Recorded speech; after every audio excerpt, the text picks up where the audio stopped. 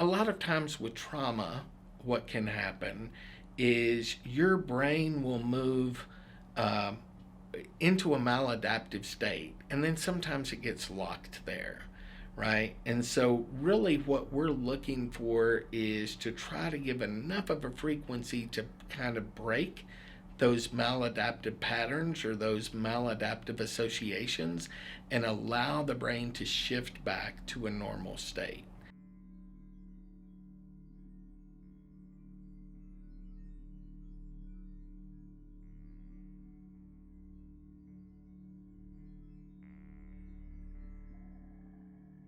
The first piece of equipment is actually done through galvanic skin response. So we have a handset, and what we're looking at and what we're looking for is communication patterns in the brain. So you put your hand on the handset, and the software kind of makes a request of your brain to look at brain communication, and we use four kind of foundational areas to take a look at. The first one is how the Brodmann areas in the brain communicate with each other. We look at the neurotransmitters and how the brain communicates with them. We examine the organs, glands, and systems of your body and how they communicate with the brain, and then the vertebrae in your spine and how they communicate with the brain. So we pull up all of those communication patterns, and we're able to see like over communication and under communication. And so we look at these patterns and we make requests, if you will, of the brain, and we say, if we were to modify with the frequency this under communication point in the brain, how would that impact the rest of the system?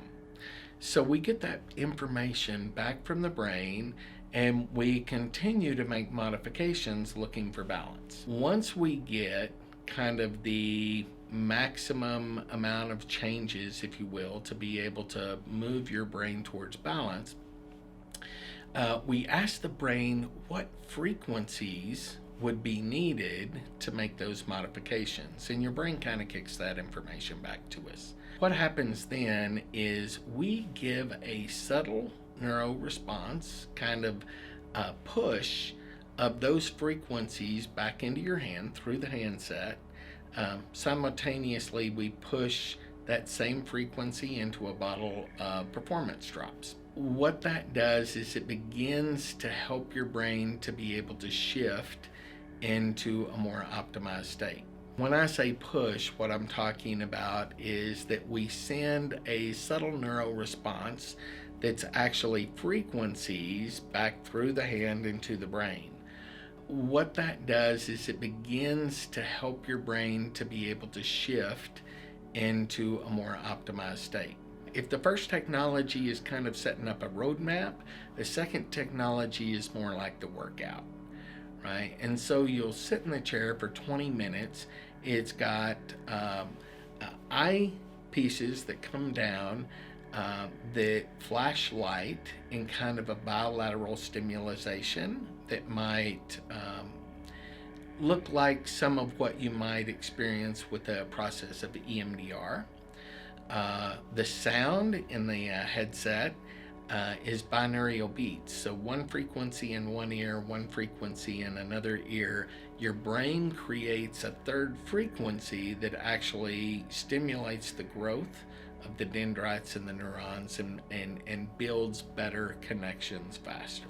Some of the different things that we're able to do as far as addiction and mental illness, what we've recognized whenever looking at the outcomes of people that have gone through the program, typically one of the first things that happens is people are able to sleep better.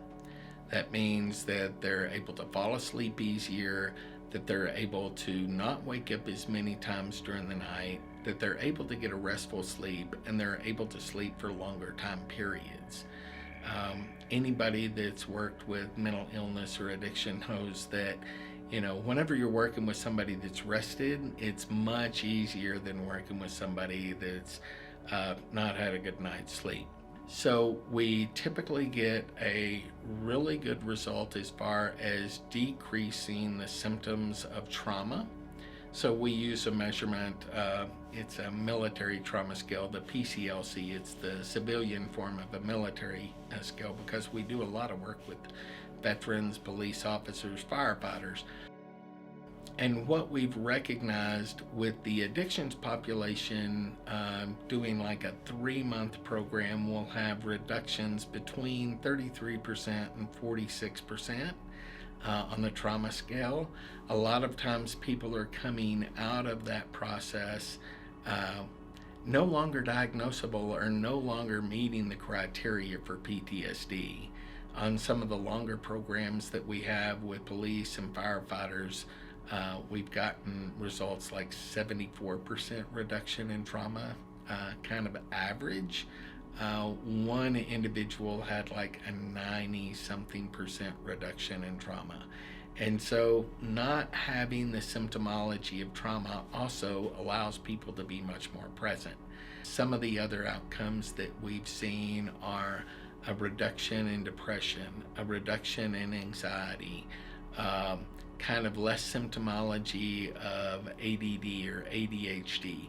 And all of those things add up to a client that's much more present, that's much more aware, and much more able to participate in the valuable services that both treatment centers and individual therapists provide for their clients.